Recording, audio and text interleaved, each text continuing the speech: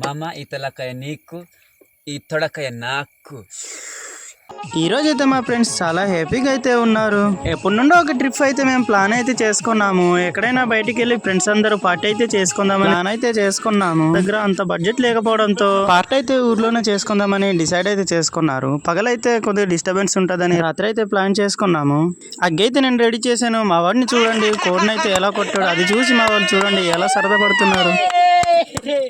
మా వాళ్ళనైతే చూడండి తలకి కాలుకి పట్టి కోడిని అయితే నీట్గా అయితే కాలుస్తున్నారు. కోడిని అయితే నీట్గా కడిగేసి కట్ చేయడం అయితే మా వాళ్ళు మొదలెట్టేసారు. నేనైతే మిరపకాయలు ఉల్లిపాయలు అయితే గ్రేవీ చేయడానికి రెడీ చేస్తున్నాను. చూడండి గ్రేవీ అయితే ఎంత నీట్గా వచ్చిందో. మా వాడైతే చూడండి చికెన్ అయితే భయపడుతూ వేస్తున్నాడు. ఈతలు అయితే మా ఫ్రెండ్స్ చూడండి ఎంత నీట్గా అయితే దింసాడుతున్నారు.